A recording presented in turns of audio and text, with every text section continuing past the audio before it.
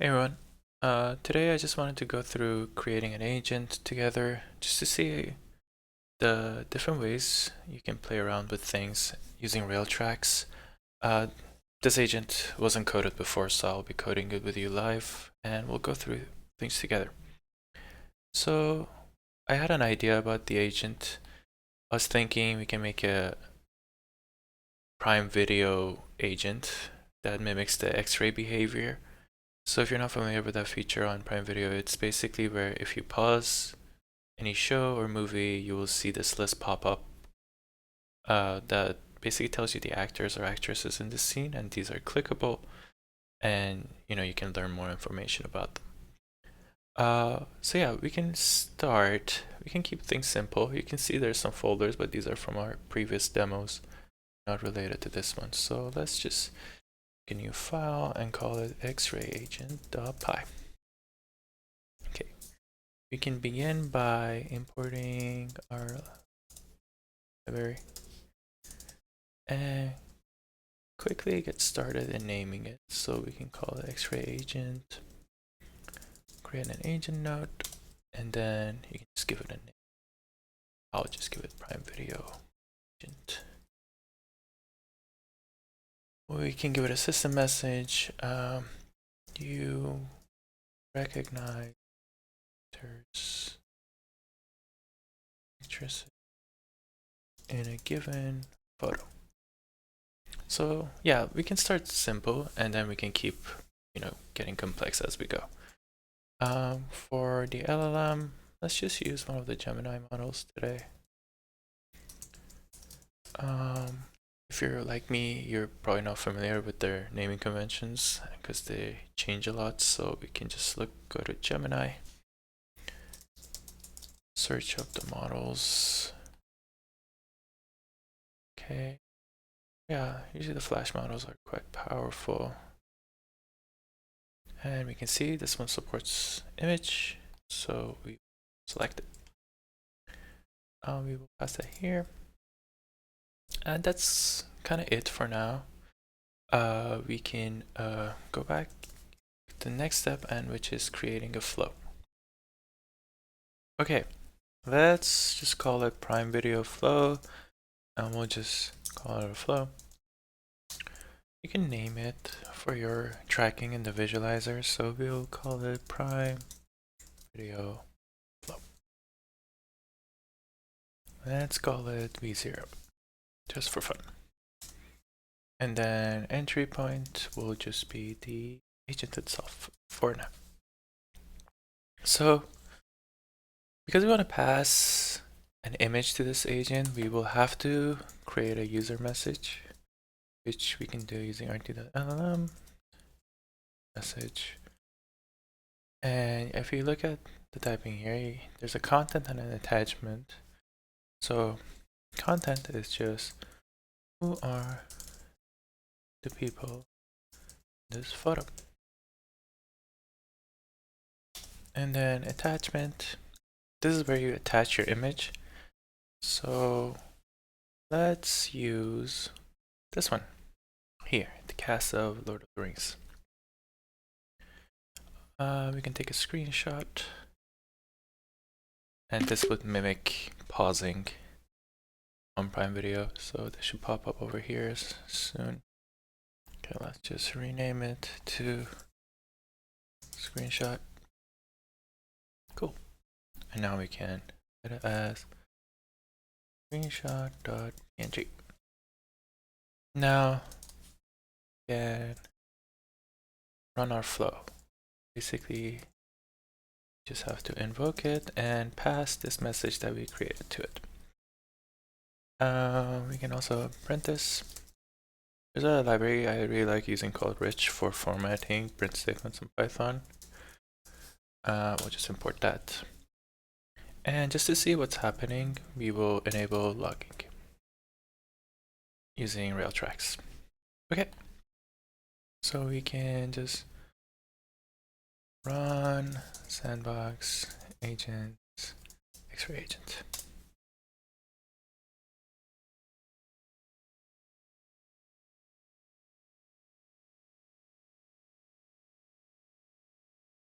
Okay, it found the cast of Lord of the Rings. Here are the actors: Viggo Mortensen, Aragorn. Okay, so this works fine for now. Let's just, inspect it using our visualizer and see what actually happened.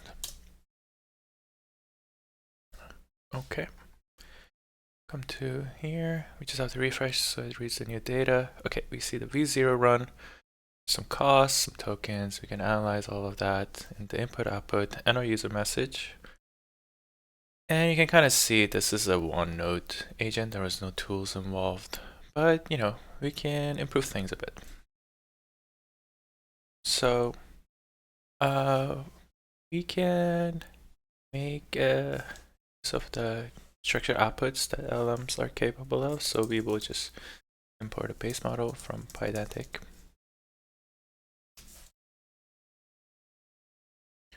From there, we can create a class and call it, let's say, person. There's from base model, first name, string, and last name, string. Okay. And we can also have another class called cast.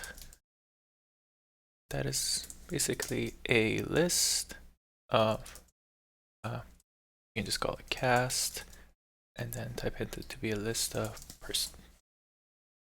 So now we can just pass that output schema to our xray agent. So by simply doing output schema cast.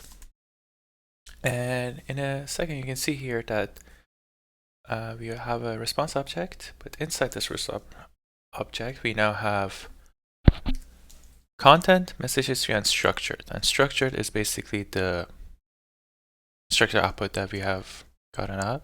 So what we can do instead of just printing the whole response is we can go for person in response.cast. So this gets the response.structure. So this gets basically the cast object, and from the cast object we can grab the cast attribute. Then we can print person. So we can go ahead and our terminal and run this again. I should have probably called this V1, but we'll keep it V0 for now. Okay, you see, like, now we have a bunch of cast here. And if we go back, we will see another data pop up. Because there was no text involved, you can see it was actually cheaper that fewer tokens were used on the output. But still, it's a one node agentic flow, nothing too complex. So now we can, start exploring things a bit more here. All right, so now we have basically the list of people, and we have the image that we're extracting things from. So I kind of want to separate the concerns. So I think this agent should kind of be limited to doing this. I do want to find the IMDb profiles for each actor. So we can find, we can define a new agent called IMDb agent. And similarly to before, we'll just call the agent node name IMDb agent. And then a system message, you find IMDb profiles given actors or actresses names. Oh, I forgot to put actresses here. Okay. Again, let's use Gemini. Oh, I forgot a comma here. That's why it's complaining. Okay. Gemini, get some. So to be able to use these models, also you just basically have a .m file similar to what I have here, and you can just simply put your Gemini API key. I'll talk about this one in a second here. But yeah, you basically need that .m over there. Okay, so for this agent, if you hover over the name, you can see it's a terminal LLM. So it's basically just a chat with no specific functionality. But you see this tools directory here. Inside it, I had basically previously used Tavili, which is a API search client. I'll link it in the description of the video if you want to check them out. Basically, they come with an API key that you saw before, and you can basically search the web for things. So what I'm going to do is that I'm going to provide web search as a tool to our IMDb agent. So we can just import web search here. So we go from sandbox.tools import web search. And in the tool nodes, we will pass tool nodes and we will pass web search. But if I run it right now, you can see web search is a function. It's a normal Python function, and Railtracks expects it to be a function node, so we just have to quickly call this function on it, so then it becomes a function node. You can also make this use this as a decorator. I haven't imported it yet, but we won't do it here, just for keeping things separate. Okay, so IMDb agent has access to this web search tool. The flow itself is getting a bit more complicated, so what we're going to do is we're going to move this message upwards, and we're going to define a function called main. Takes no arguments for now because we kind of know the photo we're analyzing, but we can start by doing things in a modular way. Basically, we are defining the sequential flow of the agent's invocations here. So, first step is we need to call our xray agent with the message. So calling an agent outside of flow is a bit different in that you basically have to go use the async await syntax and just use rt.call, pass the agent's name, which is xray agent, and then pass the input to it, which is message. So if you look here, you can basically see this response is a structure response of type cast, which is similar to structure response of type cast here. So they are basically identical. So now we will move this loop up here. Instead of printing, we want to pass this person's name to our IMDb agent. So we can say, we'll just call this IMDb response, and we can call the agent by going await rt.call. We'll pass the agent's name, IMDb agent, and we can just have a simple string saying find the IMDb profile of, and we can now use person. And this should be good for now. So the only difference here is that because we want to invoke this function as our flow now, we can change the flow name to v0, v1. We can put main as our entry point. You can see the typing complaining here, and it's because everything in entry point should be of type node, so we will just make it t.function node, and basically everything works. You see another complaint here is the fact that we are passing a message into this entry point, but this does not take any input. So all we need to do is just to remove that. And yeah, we can just run this and see how things go.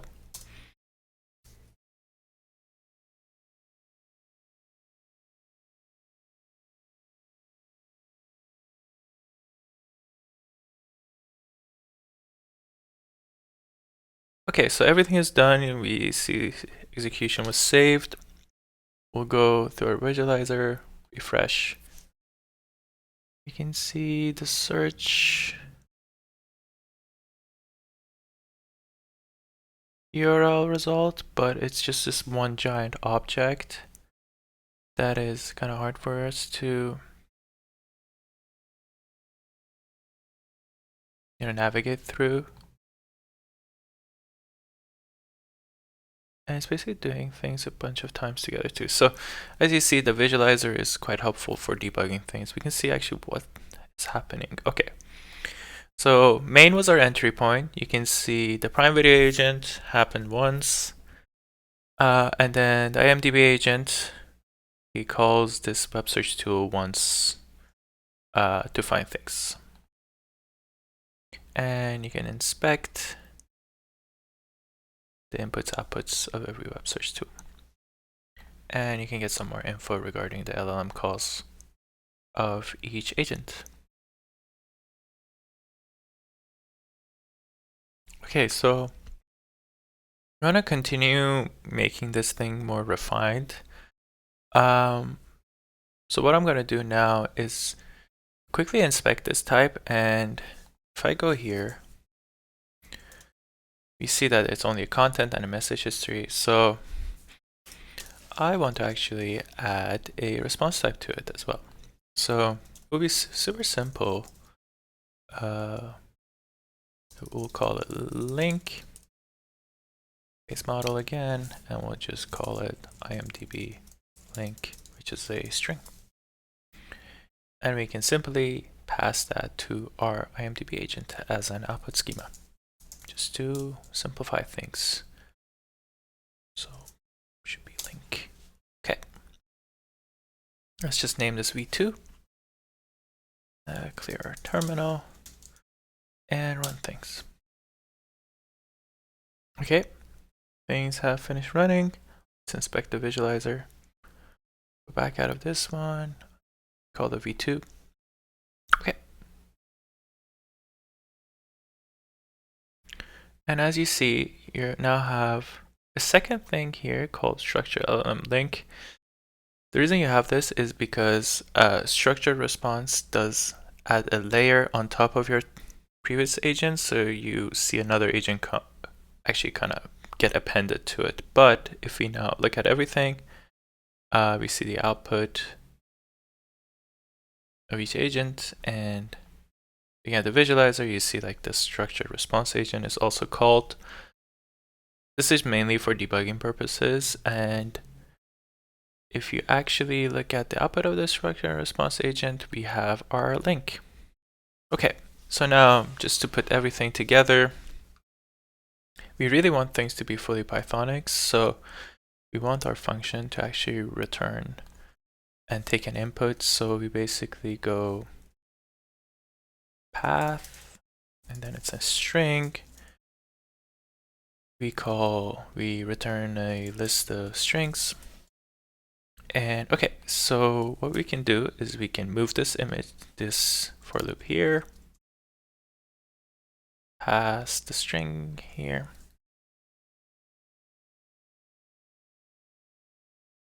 pass the path object here, and then from MDB response, grab the structure and grab the what do we call it? IMDb link.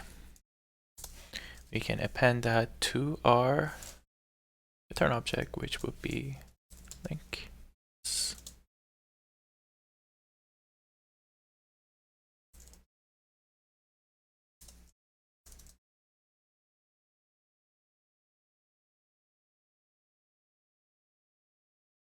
And we can see now there's some typing complaints, but we'll fix that. So firstly, we will return this list. Then we will pass our screenshot path to this. And now, if you see, this is just a list of strings.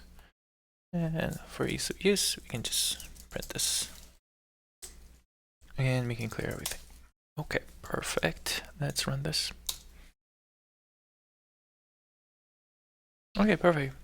So we can open one of these just to make sure we're actually getting useful results.